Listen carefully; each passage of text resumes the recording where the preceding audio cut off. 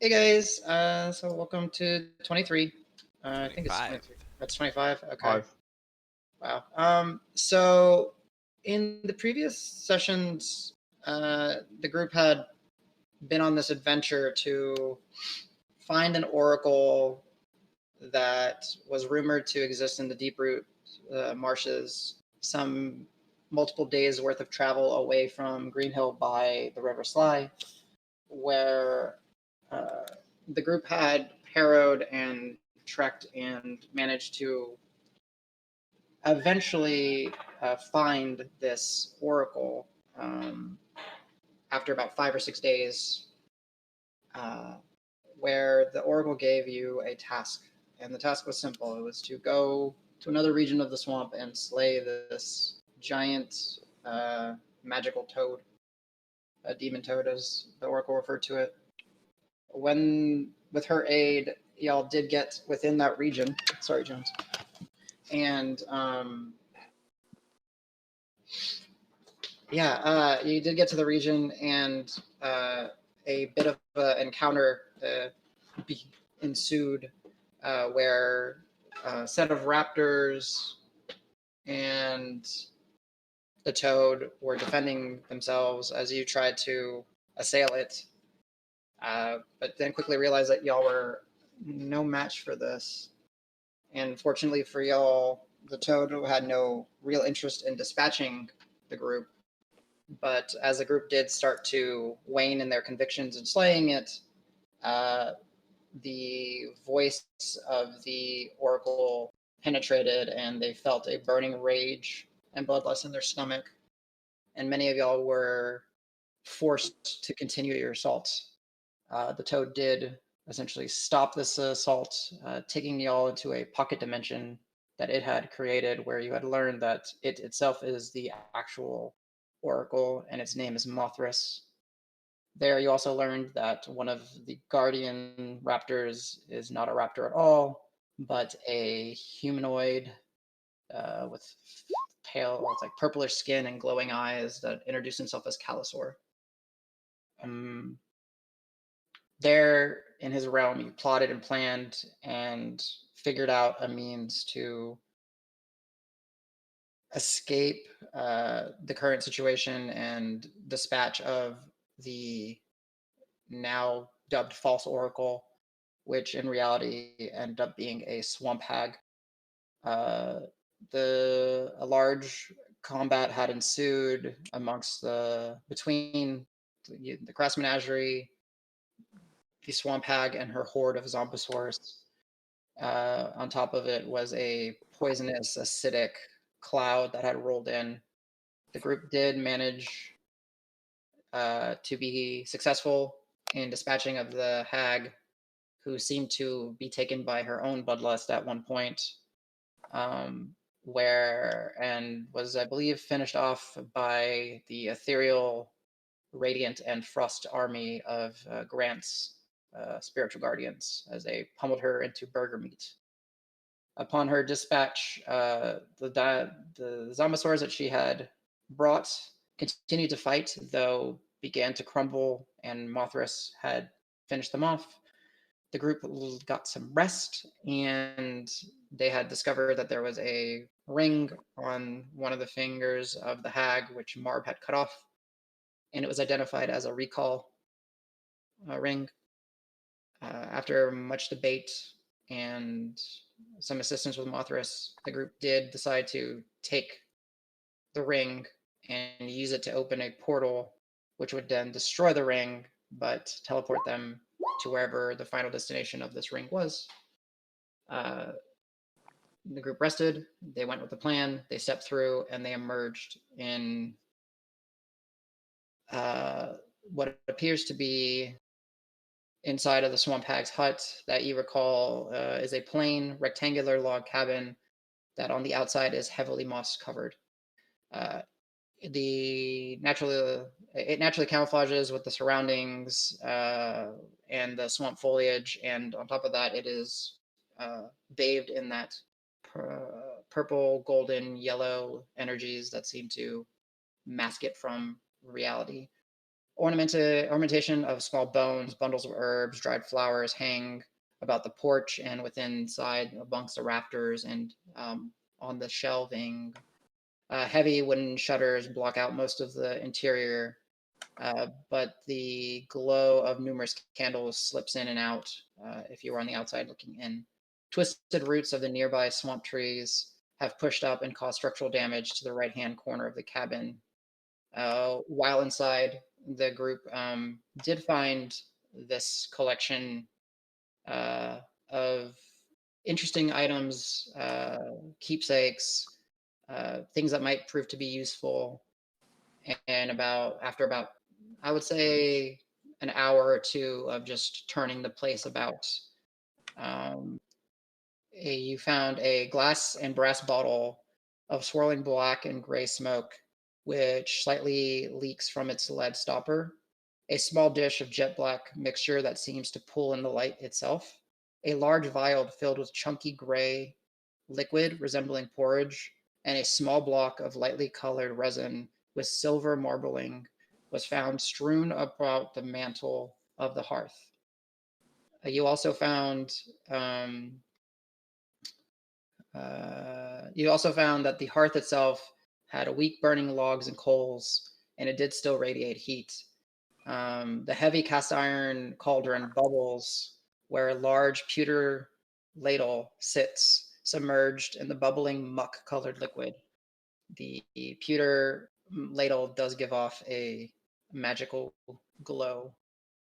A large rack of twisted antlers mounted near the hearth has a pouch that looks like it's seen its share of rough use. The tattered and stained leather, uh, the tattered and stained leather has a broken point of that same antler used to keep it closed. Uh, while you were looking around, Marb, you noticed that there was a faint glint of silvery metal as light reflected off of a coin that was lodged about halfway in one of the vertical support columns of the wooden hut. This silver coin has a face on one side and the indentation of the same face on the other. Marb, while you were more focused on the desk and the cabinetry and trying to find hints and clues, you've come across various different types of inkwells and a steel forged visor type helmet, which were found amongst the various crooked and lopsided shelves. The metal visor itself was flipped upside down and used more as a reciprocal for holding odd objects and knickknacks. Various humanoid skulls, bestial bones, and melting candles decorate the same shelves. And one such humanoid skull holds a cream-colored pearl that catches your attention. A large bag with pattern stitch all around the edges and what appears to be an embossing of a grinning yet pleasant face was discovered amongst a mound of pelts and old rags, seemingly where the swamp hag would sleep if she slept. Wrapped tightly around the opening clasp of this leather bag is a leather cord, which has a dismembered small scale hand that is turned grayish and grasps oh so tightly. Allegretto, you've seen bags like this in your past, and you recognize what it was, and you knew that turning it inside out would expel its contents. Doing so, the group had discovered a bounty of diamonds, ivory, amber, amethyst, emeralds, rubies, and a lavender pearl. Lastly, strung up throughout the interior are numerous pelts and dried bundles of leaves and roots, which Dregnar and Calisor were able to identify as the same man-eater plants that you had so carefully avoided on your 5-day or so journey through Deeproot. So yeah, you guys are inside this, well, not tiny, but rather small wooden cabin that smells of dust and burning coals, and you hear the bubbling. What time of day is it right now? Last time, right? I mean, we were all passed out on the ground essentially. The first time you were here, yes. Yeah. The time of day, Davis, as you go over to the window, the shutters are closed. You kind of open it, And what you see is it's kind of hard to see kind of outside as there's that constant shimmering purple, yellow, gold. Go ahead and give me a perception check. Sure. Can we tell if the HUD is still warded off against the zombies outside, or do we have to run to the mountain, to the hills before nightfall? Well, so Davis, it's kind of hard to tell. It's kind of still on the lighter side out there, but it is. Keep in mind that this section of the swamp is dark, and it's really just like little rays of light that come through the canopies. The glow and the refractive properties of the orange, purple, golden sheen of that spell that seems to protect is up, so it makes it difficult. And as Marb is questioning, it does, you kind of point out that you still see that barrier. So to Marb, you get the sense that the barrier is still up. You're probably still protected. Okay, so we can spend the night here, so we can get like a long rest, and then take over the night to investigate any items that we need to investigate or that we want to split up. We just finished a long rest like 20 minutes ago, though. No, you did. You did a short rest. Was a short rest inside the pocket dimension? No, that was before the fight. Yeah. But the fight was like 10 minutes. A few hours ago, though, at this point. Because it took you guys had, the fight itself probably only went for about a few minutes, but you had the discussion afterwards, the resting. Yeah, the we short even did rest, respite, which was at least 10 minutes. Yeah. So at this point, having been inside the hut, ripped through the stuff, finding all the items and that's at least a couple hours worth of investigation. By all means, like this is just, to kind of help the process of y'all finding everything. You guys still soup in the cauldron and stuff? Yes. When you kind of go over to the cauldron, what you remembered was what you ate was delicious in the morning, and it smelled good, and it looked fairly good. And you look at it now, and it looks murky, and it's just slowly bubbling, and it doesn't necessarily look nearly as appetizing. Is this really what the fuck we drank this morning? Yeah, I didn't really want to, but it seemed to help. Yeah, let's get the hell out of here. Let's take whatever we can and get to the hills. Yeah, I say we throw everything in the bag of holding and figure it out later on a hill. I don't want to sleep in a creepy cabin. Yeah, me neither. I know the hills are safe. Yeah.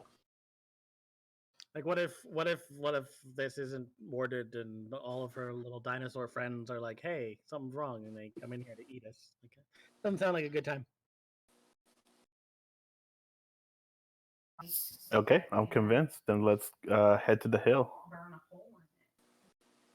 Who's gonna carry the bag? I can carry it. We need to Dave, it's too late. I already stole it. I'm just kidding. I vote to give it to Roque. Of all of us, he's the least likely to betray us. But if he gets lost, we can easily find him wandering around somewhere. That's my honest Boy Scout Marb vote. Boy Scout or me. Marb. I mean, we can hang it off my shovel with everything else. I don't mind. Yeah, I was just thinking I can carry 150 pounds more worth of shit, so. Or, yeah, Davis can. A bag of holding weighs 150 pounds? No. It's way less. I was just saying I got tons of. Just the bag. The bag weighs 15 pounds. Yeah. Ooh. And it can carry about 600 pounds of stuff. 500 pounds. Wow. But I really throw everything in the bag and figure it out later. Is that? Here, all of us can grab a little section of the bag and we'll just walk together. I'm just kidding. Wait. Before we do throw everything in the bag, is there anything that would create like a, temporal sundering or something if we threw it in the bag? That kind of thing. Davis just stares at you blankly. Never mind. Like, no, but that's a good question. Can we assume everything is like isolated enough that it's not gonna like randomly open and mix inside the bag of holding? Is there anything I can do since I knew about the bag? Yeah, Al, go ahead and Okay. just give me a history check. At advantage because you've dealt with bags of holding in the past. You're a bag of holding expert. Oh shit. Yeah. The as long as you don't like rupture the bag or like purposely cut into it and everything here is fine. Let's see insight real quick.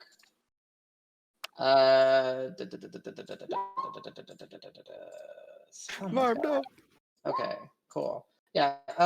So Calisor and Grant, as you're kind of going through some of the items and everything, it sets with you, it kind of settles with you that even as suspicious as you are, these items were like her belongings, essentially.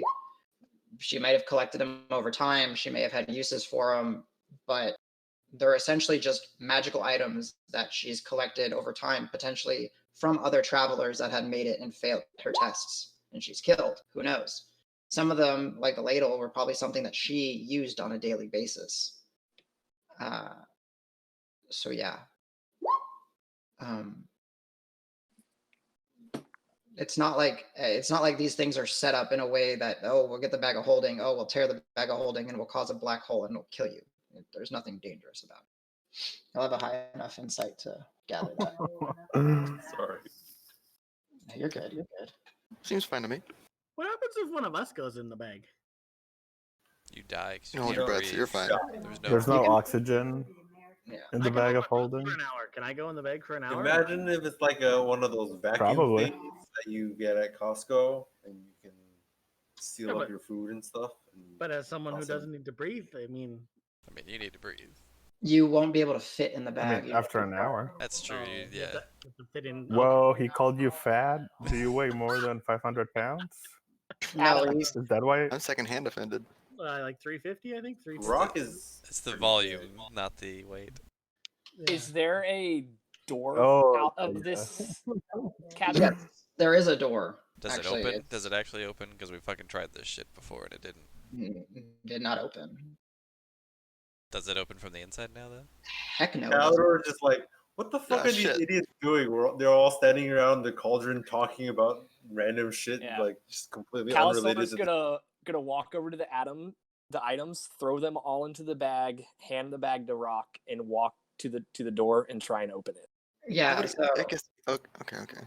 no, Okay. you go to shake it, and it is like bolted shut, and you don't see a bolting mechanism. I'll And- throw it when I'm handed the bag, and I'll just follow Calisor. Seems okay. Yeah, so you're still in this small hut, and I realize the music's not playing. Yeah, Calisor, you go to the door, and from what you understand, doors are supposed to open. The door does not open. Okay, I'll start trying to hit it with my quarterstaff. All right, go ahead and roll me a strength check as you go smack into it. So you can just Yeah, I tried this. It didn't work. How about are you as strong as a druid? Maybe. Yeah, Much no, more you go. stress. You hit it. Probably more. You injure yourself, you lose an arm. In the form he's in now, much No, stronger. actually, Calisor, you go to hit it, and you hit it a few times, and then at the fourth hit that you do, that purple yellow energy backlashes and sends you flying about 10 feet back, and you take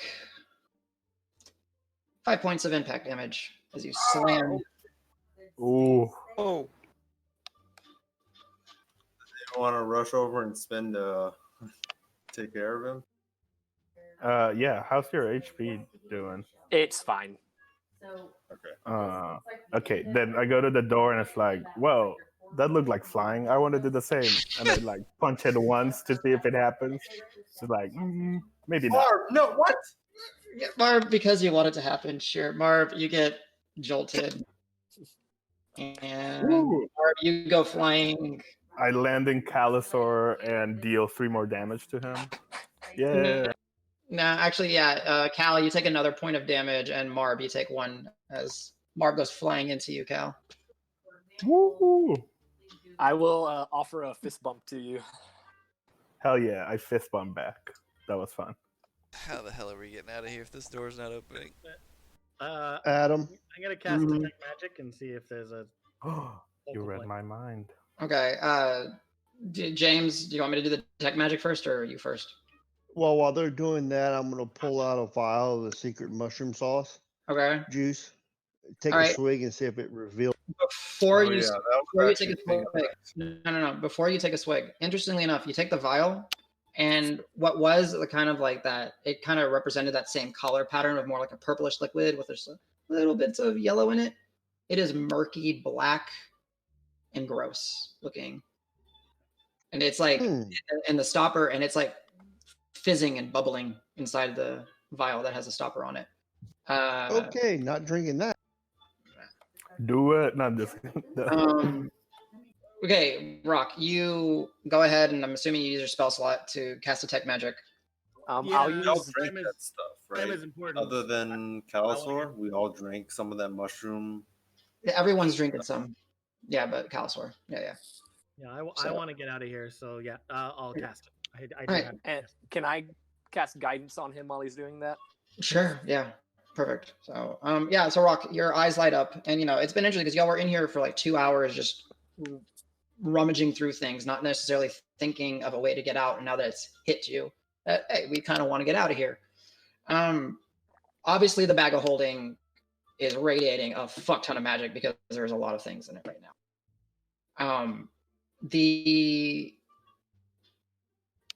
The entirety of like the outside of the building, like at whatever like light essentially can kind of get through the wood and everything, is radiating that same like abjuration, protection, warding magic very heavily. And actually just looking in here, the air itself is slightly magical. Go ahead and give me an Arcana check, and you can roll a d4 if you want to, because you're guidanced by Calisor. Okay. Oh no. Yeah, we're gonna take the D4. I mean, it's gonna be like a 10 or something at least. You have a Yeah, it's one. Yeah, but that first roll wasn't so good. 18 total. Yeah, that's fine. Nice. That's not so good. 18. Yeah, Rock. So as you're kind of like sitting here, the idea, the realization that you had to drink the potion to see that, and the ring of teleportation, and just maybe some tales. Now that you're kind of understanding that these are potentially hags, and then also the fact that you ran into those phase spiders all the way back, and you have that sneaking suspicion, which I believe you still do, if I recall, that the mills are somewhat involved in this. You're in a here-between state. You are potentially sitting. So the here-betweens, little lore dump for everybody in the party, just because we actually get to talk about this. The here-betweens in Materia are essentially the Feywild, the ethereal plane, and the Shadowfell, which the Shadowfell here is known as like the unformed maze. But essentially, they're the layers of reality that are so close to the prime material that they're kind of like here-betweens. So yeah, Rock, you understand that you are in a here-between, and hags tend to go to the ethereal plane, so you are on the ethereal plane. Also looking throughout, the cabin as you kind of have your eyes just kind of staring for ways to go out. Where there's that structural damage, there's some sort of faint glow coming, almost as if like the roots have made it through into the building, and you kind of see there's a glow around where those roots have made it into the corner of the cabin. Okay, so I will pass on to the group that like we're not on our normal plane of existence. So And, how much have we learned of these magic items in this time here? Because I'm trying not to metagame as a player or something. I don't know, y'all. I don't know. Like, you guys can decide. You guys had 2 hours to roughly to get to this point. It probably didn't take y'all all that time to find all I'll of just the say if hours. anybody's looked at the Black Heartstone carefully, maybe look Yeah. at it carefully Mhm. again. If we can blink out of here, yeah. I don't have any kind. Grant had no like identification spells ready. So I mean, I'll thought say I so. was kind of taken by it. I don't know if I would have been able to learn about it in that time, but You can roll me a d20, and on a 11 or higher, we'll say that you had time to attune. sure. Ooh, 18, so yeah. Just blinks out of here. nice. All right. So go ahead and add the Black Heartstone to your character sheet and attune to it. I'm So gonna then, go to yeah. the damage section where the roots are, Okay. and between myself and my mage hand, I'm gonna start trying to see if I can do some more damage to maybe So I make a get you. bigger hole. So initially, you kind of go and you kind of have the mage hand essentially punching and ripping at the roots, and you realize that it's a tireless effort. Calisor and Grant, a few of y'all kind of watch as Roque is just manipulating his hand, but you can kind of see, like, you can hear like the scraping and the stuff moving, and then that mage hand, you kind of get the sense is hitting something more along the lines of like metallic. It's making like a clinging sound. Roque. Kind of in like buried, kind of hidden, maybe put inside like a natural little pocket inside the roots where the ground is. Can I investigate, or like dig around? And Sure, yeah, you can go ahead and you can order the mage hand to grab what's there if you want and pull it out. It seems to be within, yeah. Yeah, let's do that. You pull it out. Mm-hmm. Yeah, Davis, no, it didn't crumble. Okay, cool. Yeah, they had him. So. As I say, in the meantime, I would be like, well, let me try this, and then cast Blink. Okay. You blink. You're in a building. You don't see your friends. Do I see anything that looks like a door or anything? You do. Okay. I'm gonna go. Is it like a physical door? Or is it just like an entryway or portal or something Did like that? David just blink out of the room? Oh, yeah. Yeah, from what you saw, he just kind of. David, so yeah, you go to the door and you go to shake the handle, right? Yeah. And it's locked, but I'm gonna smash it. you kick through. It opens. Okay.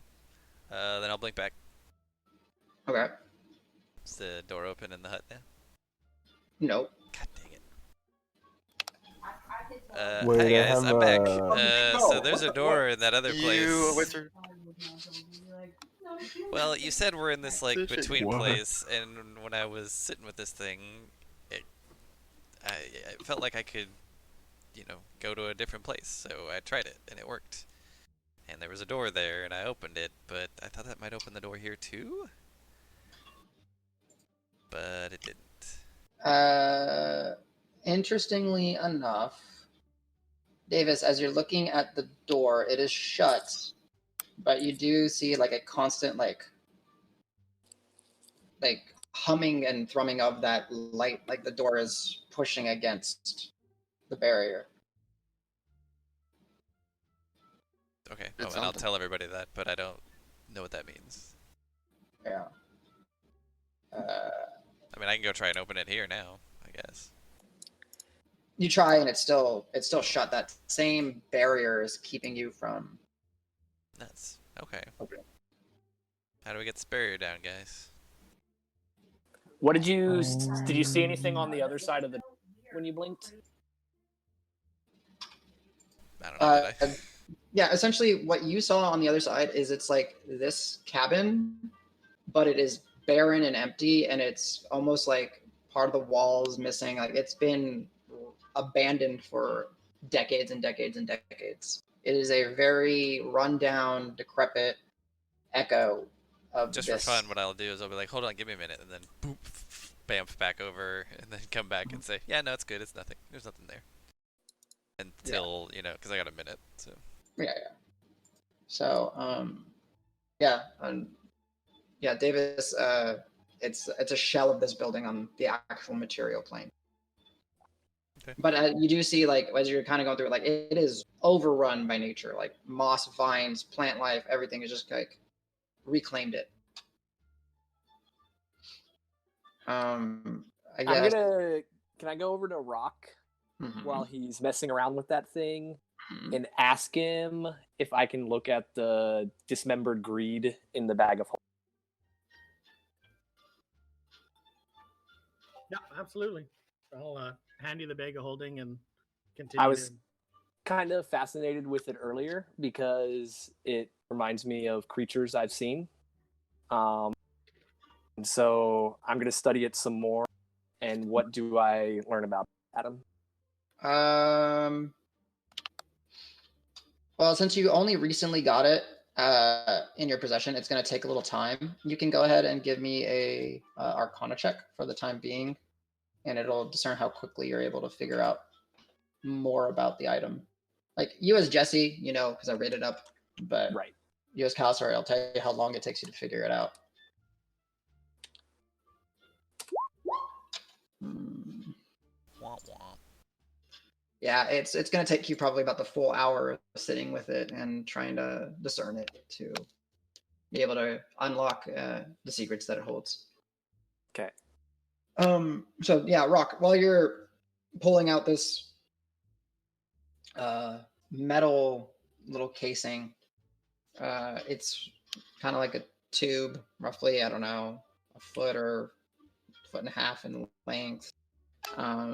You kind of pop the top open, and you kind of pour it out and dig through it, and there are scrawlings and notes and little bits of bone and other things in there. If you want, you can go ahead and give me an investigation check. Yep, absolutely. And then I will ask everybody what they're doing here in a second. 14 total. 14? Okay. So yeah, when you're going through it, the scrawlings are written in a language you do not recognize. You swear you've seen it in some places before, but you don't recognize it. And there seems to be, just by like looking at it, there seems to be some sort of messages and stuff strewn about it, but you need someone's help to read it. Okay, I will take it since I don't recognize the scrawlings, and I'm gonna like kind of run through the room, showing it to everyone, being like, "Can you read this? This might be important. I want to get out of here. Can you read this?" And just one. I'll give it a try, but pretty sure I won't. Yeah, Marb, no.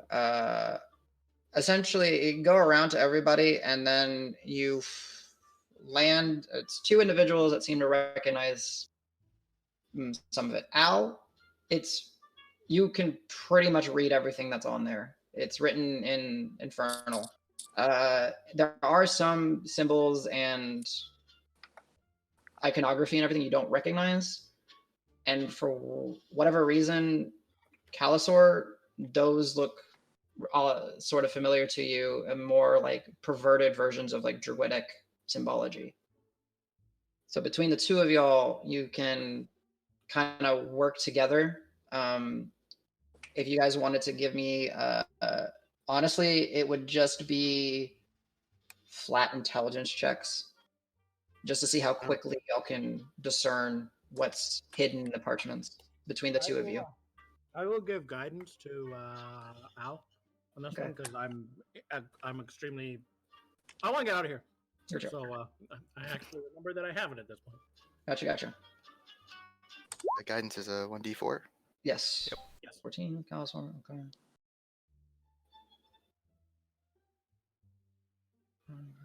So total of 20 between the two of you. Okay. Y'all are going kind of back and forth, and as you're kind of reading through some of the parchments, Al, you're pretty much taking over most of it, but the handwriting is really shitty, and it's throwing you off, and it's making you take a lot longer to read it. You know, so you read some words and it doesn't make sense, and you're like, wait, why are they talking about corn here? It doesn't. No, that's not corn. They're talking about. Terrible. Okay. Yeah. I learned Infernal. Yeah. Native speaker, I can tell. Oh, of course. Essentially, Calisor, you see a reference to harnessing the wind and the water to get work done. And when you point that down to Al sees it and he understands it that it's a mill. They're talking about the various mills throughout. And doing some more digging, Al, it looks like they certainly had some sort of idea as to using the mills to spread something.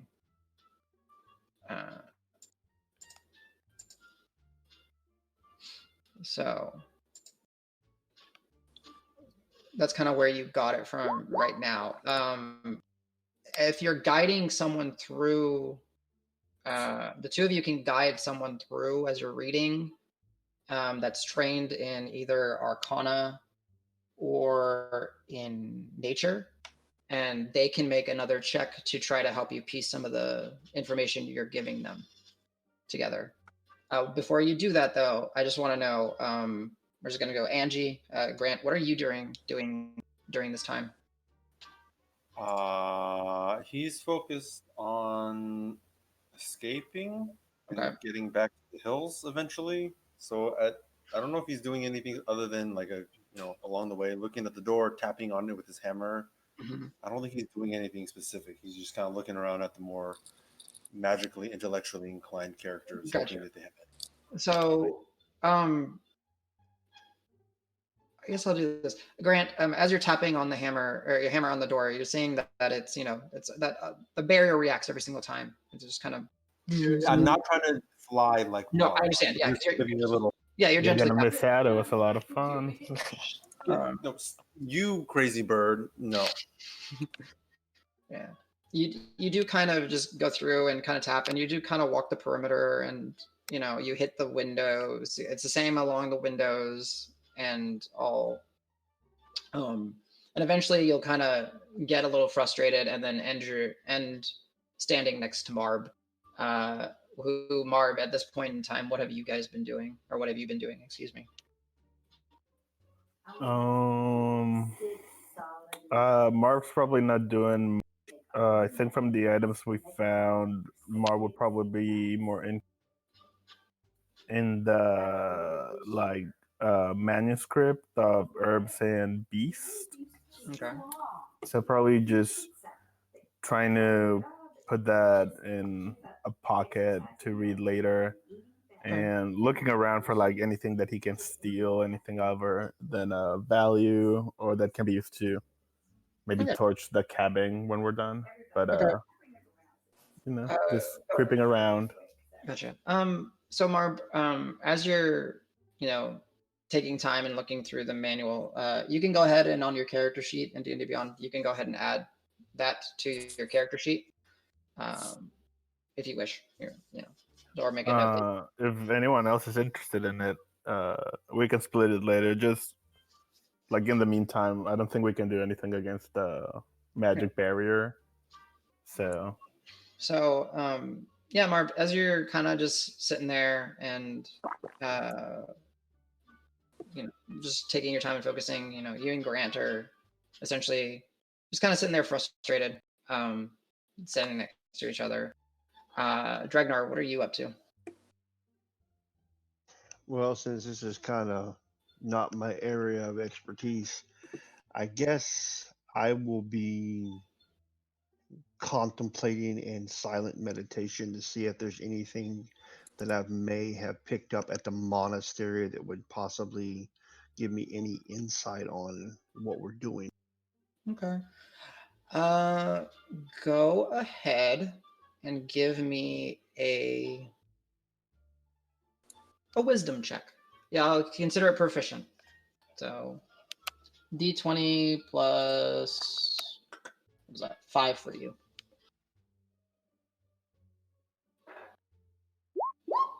Yeah, okay.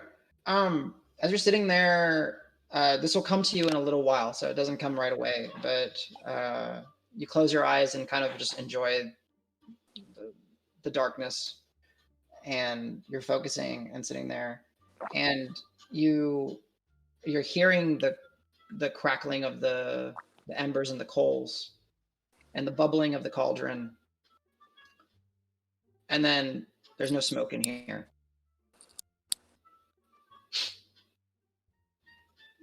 There should be smoke in here. If the barrier was everywhere, why isn't there a barrier atop the chimney? Why aren't you guys being smoked out? Okay, so I'll let that known as soon as you Yep. deem it. Will do. Davis, you've been bamfing in and out. What else have you been doing? I mean, I'm done. Yeah, I'm done with that. It doesn't last that long. Yeah. So seeing that Grant and Marb kind of have the door covered, I'd probably check on Amara, see how she's doing, just say, hey, you know, I don't suppose you have any ideas how to get out of here, do you? She's still looking very rough. So something I forgot to point out was that at the end of the encounter with the hag and the horde, Amara did not look very well. Okay, I'll definitely give her a heal then. Cloud, I understand. She did heal from her, The rest and everything, but just as a visual, she was looking very bad. She was actually very close to falling. But she's just she's more on just like disappointed and upset at this adventure, and you get the sense, Davis, just having spent a little time around her, that she is acknowledging that she is out of her element, and she's actually scared, but she doesn't want to express that. So yeah, I would just comfort her and say, between all of us here, I'm sure we'll figure out a way to get out of here. I mean, do you think Julian would have stuck around this long? I know it's been a long time. No, Julian's got other things to do. Yeah, I kind of figured. That bitch definitely didn't message him, so yeah, I doubt it. So I think we may be on foot the way back. What do you think? Yeah, probably like a week or so. All right. Oh, we gotta leave this place and then. Real quick question: do you know Jade in Green Hill? She runs the Kenku lady runs the cartographer shop there. No. Okay. I kind of promised her a little bit of money before we left, and yeah, I said I'd be back like within a day or two, and this is way longer. I just hope she forgives me. That's all. I don't know. Maybe. Okay. Yeah. It's worth a shot. Thanks. Anyway, we'll let me know if you need anything. If you come up with anything. Al, what are you up to? Really focused on the scrawlings. Since Roque came up to me with that, I'd definitely be reading everything out loud. I'm probably getting mad at it every now and then. Like, you can't. It's not how you gotta curve it. You get. Script's terrible. All right. So yeah, Roque, with the help of Calisor and Allegretto, what you are essentially you're getting kind of guided through what's being said here is it looks there's two key parts to the scrawlings, and it looked like it's a formulation of a plan. Go ahead and give me a for you. Go ahead and give me a nature check